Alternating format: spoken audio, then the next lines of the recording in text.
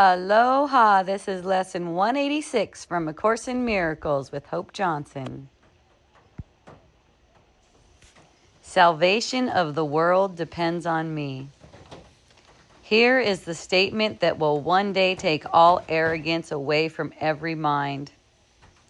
Here is the thought of true humility, which holds no function as your own, but that which has been given you. It offers your acceptance of a part assigned to you, without insisting on another role. It does not judge your proper role. It but acknowledges the will of God is done on earth as well as heaven. It unites all wills on earth in heaven's plan to save the world, restoring it to heaven's peace. Let us not fight our function. We did not establish it. It is not our idea. The means are given us by which it will be perfectly accomplished.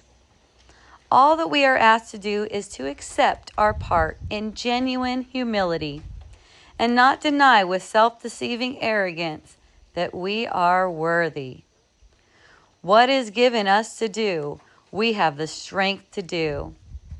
Our minds are suited perfectly to take the part assigned to us by one who knows us well. Today's idea may seem quite sobering until you see its meaning. All it says is that your Father still remembers you and offers you the perfect trust He holds in you who are His Son. It does not ask that you be different in any way from what you are. What could humility request but this? And what could arrogance deny but this? Today we will not shrink from our assignment on the specious grounds that modesty is outraged. It is pride that would deny the call for God Himself. All false humility we lay aside today, that we may listen to God's voice reveal to us what He would have us do. We do not doubt our adequacy for the function He will offer. We do not doubt our adequacy for the function He will offer us. We will be certain only that He knows our strengths, our wisdom, and our holiness. And if He deems us worthy, so we are. It is but arrogance that judges otherwise. There is one way, and only one, to be released from the imprisonment your plan to prove the false is true has brought to you. Accept the plan you did not make instead. Judge not your value of it. If God's voice assures you that salvation needs your part and that the whole depends on you, be sure that it is so. The arrogant must cling to words, afraid to go beyond them to experience which might affront their stance. Yet are the humble free to hear the voice which tells them what they are and what to do. Arrogance makes an image of yourself that is not real. It is this image which quails and retreats in terror, as the voice for God assures you that you have the strength, the wisdom, and the holiness to go beyond all images. You are not weak, as is the image of yourself. You are not ignorant and helpless. Sin cannot tarnish the truth in you, and misery can come not near the holy home of God. All this the voice for God relates to you, and as He speaks, the image trembles and seeks to attack the threat it does not know, sensing its basis crumble. Let it go. Salvation of the world depends on you, and not upon this little pile of dust. What can it tell the Holy Son of God? Why need He be concerned with it at all? And so we find our peace. We will accept the function God has given us. For all illusions rest upon the weird belief that we can make another for ourselves. Our self-made roles are shifting, and they seem to change from mourner to ecstatic bliss of love and loving. We can laugh or weep, and greet the day with welcome or with tears. Our very being seems to change as we experience 1,000 shifts in mood, and our emotions raise us high indeed or dash us to the ground in hopelessness. Is this the Son of God? Could he create such instability and call it Son? He who is changeless shares his attributes with his creation. All the images his Son appears to make have no effect on what he is. They blow across his mind like windswept leaves that form a pattering an instant, break apart to group again, and scamper off. Or like mirages seen above a desert rising from the dust. These unsubstantial images will go and leave your mind unclouded and serene when you accept the function given you. The images you make give rise to but conflicting goals, impermanent and vague, uncertain and ambiguous. Who could be constant in his efforts or direct his energies and concentrated drive toward goals like these? The functions which the world esteems are so uncertain that they change 10 times an hour at their most secure. What hope of gain can rest on goals like this? In lovely contrast, certain as the sun's return each morning to dispel the night, your truly given function stands out clear and wholly unambiguous. There is no doubt of its validity. It comes from one who knows no error, and his voice is certain of its messages. They will not change, nor be in conflict. All of them point to one goal, and one you can attain. Your plan may be impossible, but God's can never fail because He is its source. Do as God's voice directs, and if it asks a thing of you which seems impossible, remember who it is that asks and who would make denial. Then consider this: which is more likely to be right, the voice that speaks for the Creator of all things, who knows all things exactly as they are, or a distorted image of yourself, confused, bewildered, inconsistent, and unsure of everything? Let not its voice direct you. Hear instead a certain voice which tells you of a function given you by your Creator, who remembers you and urges that you now remember Him. His gentle voice is calling from the known to the unknowing. He would comfort you, although He knows no sorrow. He would make a restitution, though He is complete. A gift to you, although He knows that you have everything already. He has thoughts which answer every need His Son perceives, although He sees them not.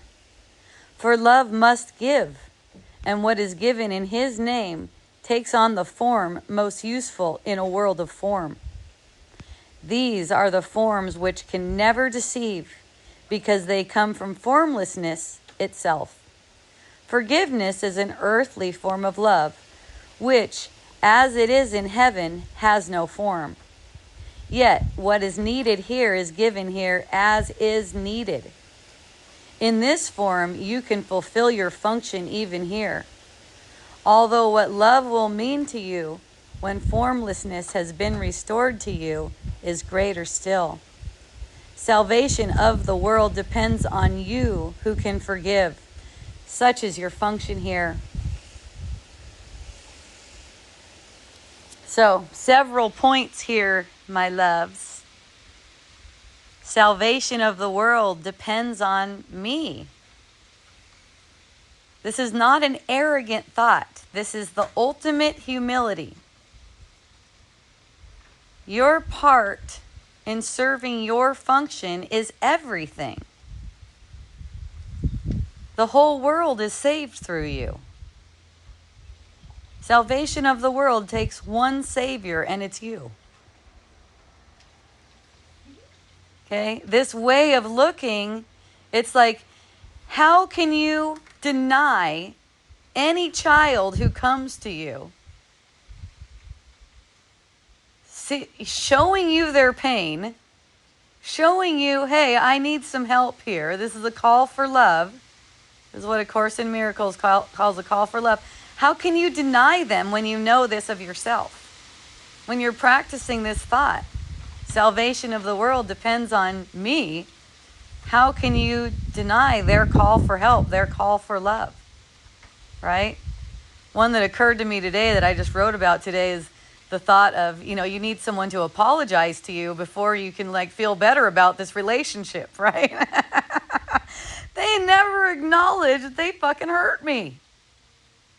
They had hurtful, disrespectful, what else? Arrogant. They were out of integrity.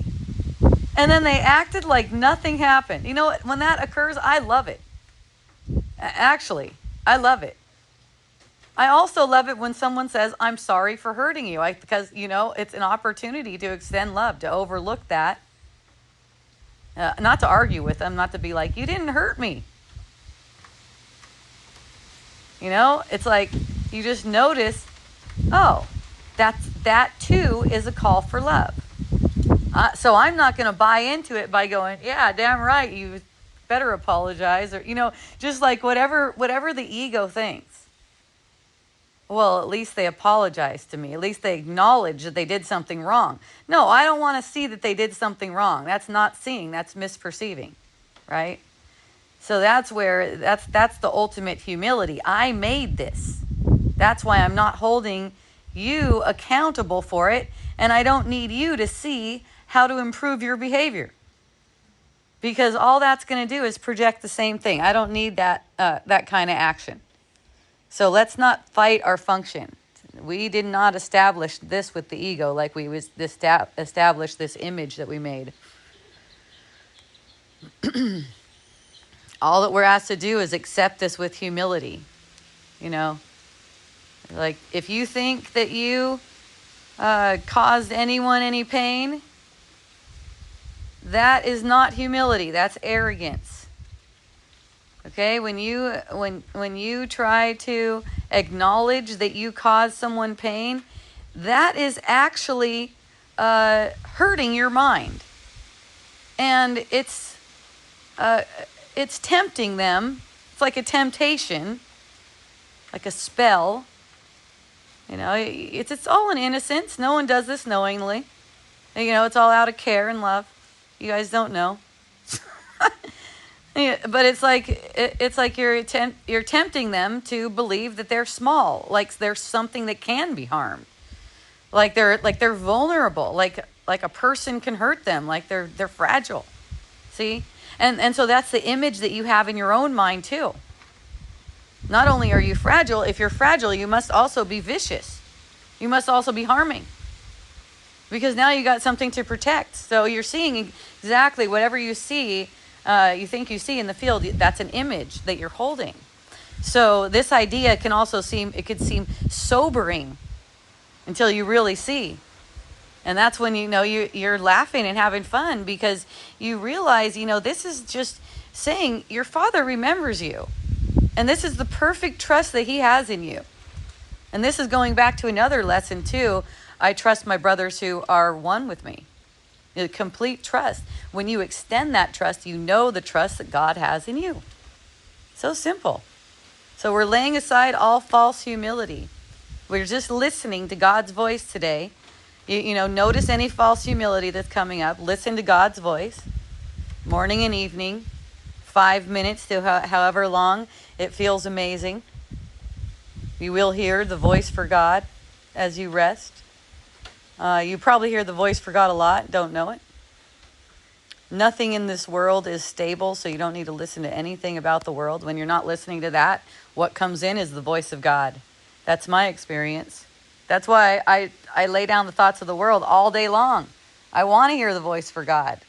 Also, we were talking about today, when we were practicing block therapy today, we were talking about today how it's when you're in that deep exhale, like you're able to exhale completely, you're in a certain state of mind. They call it the parasympathetic nervous system, But this is a particular state of mind where your mind is relaxed and in receptive mode. So it's like if you are allowing yourself to see like this, then you're not hurting yourself.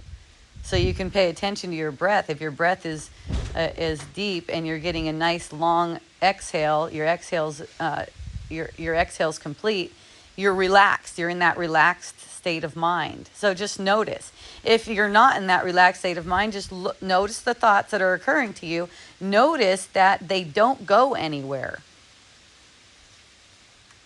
All right? They don't go anywhere. The salvation of the world depends on me. It actually depends on me seeing that these thoughts don't go anywhere and I don't want them. I only want the peace of God from the last lesson, and then these thoughts occur to you naturally. So have a beautiful lesson. I love you. Aloha.